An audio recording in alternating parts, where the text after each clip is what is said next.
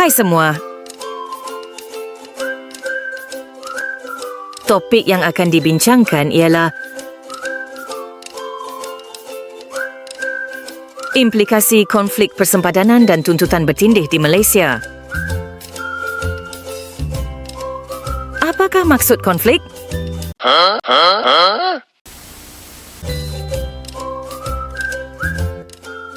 Konflik ialah perselisihan atau pertentangan yang berlaku antara individu, kumpulan atau entiti yang mempunyai perbezaan pendapat, kepentingan atau nilai.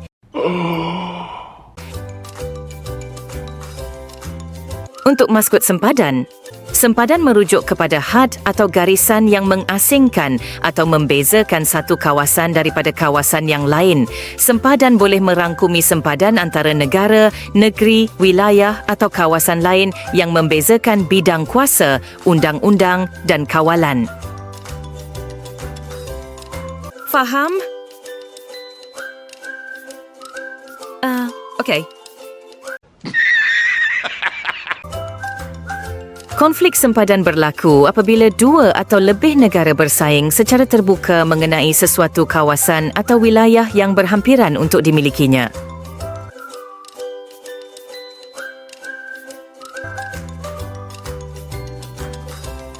Implikasi konflik sempadan. Isu-isu konflik akan menyebabkan sesebuah negara berlakunya penceroboh sempadan dalam tiga keadaan, di laut, di ruangan udara dan di darat. Contoh, di ruangan udara, pada 31 Mei tahun lepas, sebanyak 16 pesawat tentera China dikesan terbang pada ketinggian lebih 7,000 meter dengan kelajuan 290 knot melalui Singapura sebelum memasuki ruang udara serta Kota Kinabalu. TUDM mengesahkan telah mengesan 16 pesawat Tentera Udara Republik Rakyat China, PLAF, memasuki ruang Zon Maritim Malaysia, ZMM, dan menghampiri ruang udara nasional. Dalam satu laporan yang diterbitkan oleh Iris Institute, negara China, Israel adalah antara negara yang mengambil kesempatan menceroboh sempadan negara ketika pandemik COVID-19. China yang paling kerap melakukan pencerobohan bukan sahaja melakukan pencerobohan sempadan laut tetapi berubah kepada pencerobohan sempadan udara seperti yang berlaku di perairan Sarawak pada Mei 2021. China juga mengganggu operasi cari gali Petronas di Telaga Kasawari, Sarawak yang boleh mengganggu gugat aktiviti ekonomi dan keselamatan negara dalam pemanfaatan sumber alam milik negara. Pencerobohan sempadan udara negara oleh Israel pula berlaku pada 19 Mei 2021 apabila pesawat prototipe pengintip bernombor pendaftaran Afthat X IOO milik Israel telah terbang di ruang udara milik Malaysia. Pesawat tersebut berlepas dari Republik Maldives sebelum mendarat di Singapura melalui ruang udara milik Malaysia. Seterusnya, kita teruskan dengan contoh pencerobohan laut yang berlaku di Malaysia akibat konflik sempadan. Pulau Layang-Layang atau Terumbu Layang-Layang adalah sebuah pulau yang merupakan sebahagian daripada gugusan Kepulauan Spratly. Kerajaan Malaysia telah memantau pulau ini dan menegaskan pulau ini adalah kepunyaan Malaysia kerana kedudukannya yang hampir dengan Sabah. Pulau ini juga dituntut oleh negara Republik Rakyat China, Taiwan, Filipina dan Vietnam. Manakala Pulau Paracel dan Spratly yang dituntut sebanyak 6 buah negara iaitu Brunei, Filipina, China, Vietnam, Taiwan dan Malaysia. Ini menjadi isu yang terus tidak dapat diselesaikan antara negara-negara yang menuntut. Konflik tuntutan ke atas Kepulauan Spratly ini telah bermula sejak Perang Dunia Kedua. Kepulauan Spratly menjadi rebutan kerana kedudukannya yang strategik dan tempat kegiatan ekonomi. Selain itu, contoh peristiwa pencerobohan darat yang berlaku di Malaysia ialah pada 11 Februari 2013, seramai 235 pengganas Filipina telah mendarat di Kampung Tanduo di Lahad Datu, Sabah. Tujuan serangan mereka adalah untuk menuntut Sabah sebagai sebahagian daripada milik Kesultanan Sulu. Konflik ini berakhir dengan kematian 56 orang militan, 6 orang awam dan 10 anggota keselamatan. Oleh itu, sudah terang lagi bersuluh bahawa konflik sempadan boleh mengancam keselamatan dan stabiliti di sesebuah kawasan tersebut. Keadaan konflik boleh mencetuskan ketegangan antara pihak yang terlibat dan menyebabkan risiko keselamatan. Kes jenayah juga akan meningkat seperti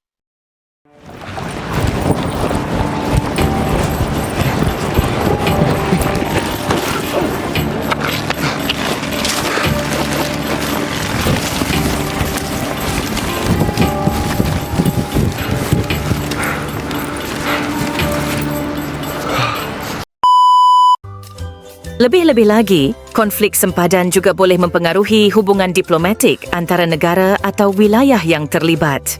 Konflik yang tidak diselesaikan dengan baik boleh merosakkan hubungan antara pihak berkenaan. Bukan itu sahaja, konflik sempadan boleh menghalang pergerakan barang dan perkhidmatan di sempadan yang boleh memberi kesan kepada ekonomi dan perdagangan di kawasan tersebut. Kesimpulannya, Malaysia perlu menjaga perairan, darat dan udara daripada diceroboh oleh pihak luar. Pasukan keselamatan negara perlu sentiasa berwaspada dan berada dalam keadaan berjaga-jaga. Dasar berbaik-baik dengan negara jiran serta semangat diplomasi dalam menyelesaikan masalah yang berlaku adalah prinsip yang terbaik untuk menyelesaikan masalah yang berlaku.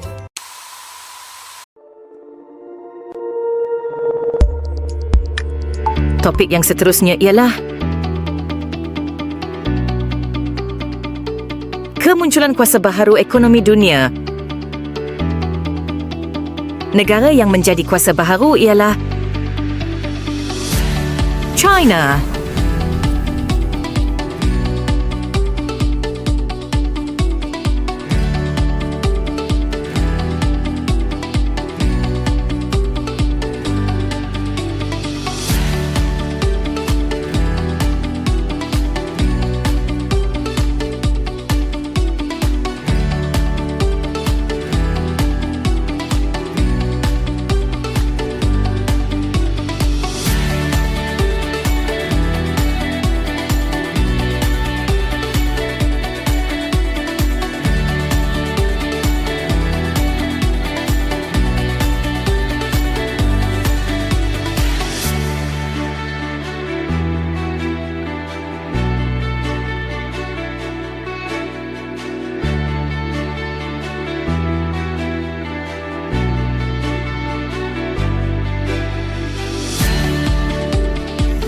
India.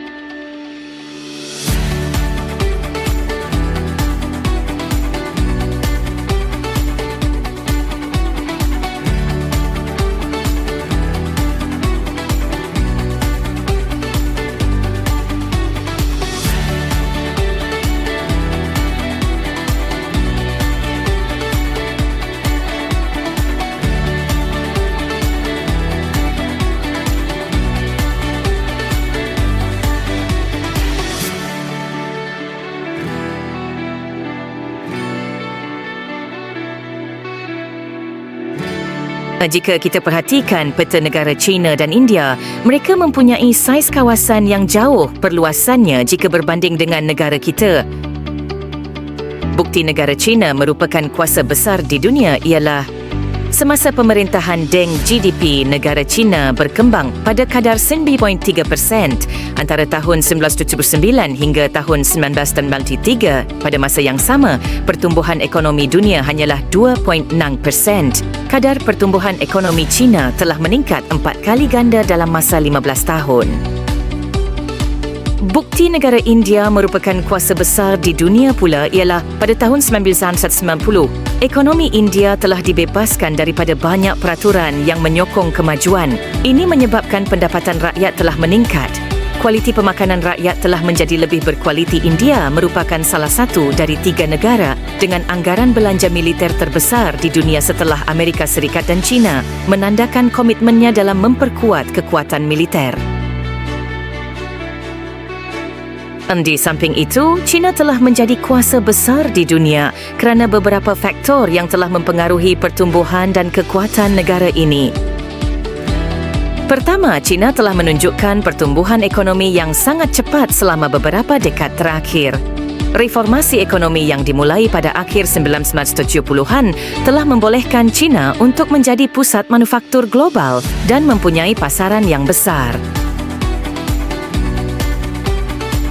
Kedua, China telah melakukan investasi besar-besaran dalam infrastruktur, termasuk pembangunan jaringan transportasi modern yang telah meningkatkan ketersambungan negara ini secara internal maupun eksternal. Ketiga, China mempunyai kepemimpinan politik yang stabil dan kebijakan pembangunan jangka panjang telah membantu China untuk mencapai pertumbuhan ekonomi yang kuat. Keempat, China. Sebagai salah satu peradaban tertua di dunia, China memiliki warisan sejarah dan budaya yang kuat yang memberikan fondasi untuk pengaruhnya di kancah global. Kelima, China telah meningkatkan investasi dalam penelitian dan pengembangan teknologi serta inovasi di berbagai-bagai sektor yang telah mengangkat posisinya sebagai pemimpin global dalam beberapa bidang teknologi. Untuk negara India juga, India menjadi kuasa besar di dunia dengan beberapa faktor. Pertama, dengan populasi yang besar dan pasaran pengguna yang berkembang, India memiliki modal manusia yang potensial untuk memperkuat peranan India di seantero dunia. Kedua, India sangat terbuka terhadap orang-orang yang ingin datang atau berkarier di India, memudahkan orang-orang untuk mengembangkan potensi di bidang teknologi. Keterbukaan ini memungkinkan kolaborasi lintas batas dan pertukaran idea yang dapat memperkaya dunia inovasi teknologi. Ketiga, India telah memperkuatkan hubungannya dengan negara-negara besar seperti Amerika Serikat, Rusia, dan negara-negara Eropah yang dapat memainkan peranan penting dalam meningkatkan pengaruhnya di kancah global. Keempat, negara India. Sebagai salah satu kekuatan tentera terbesar di dunia, India memainkan peranan penting dalam menjaga kestabilan dan keamanan di kawasan Asia Selatan.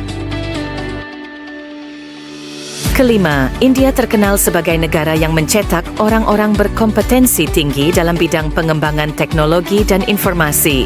Pendekatan inovatif dalam pendidikan telah membantu menciptakan lingkungan yang merangsang inovasi di pelbagai bidang, termasuk teknologi dalam bidang IT. Kesimpulannya, kemunculan China dan India sebagai kuasa besar di dunia memiliki implikasi yang luas dan signifikan dalam pelbagai aspek kehidupan global. Dengan pertumbuhan ekonomi yang pesat, kekuatan militer yang kuat, dan peranan masing-masing dalam inovasi teknologi, baik China maupun India memiliki impak yang besar dalam membentuk masa depan dunia. Oleh hal yang demikian, peranan kedua-dua negara akan terus menjadi fokus utama dalam pembahasan mengenai arah perkembangan dunia pada masa akan datang.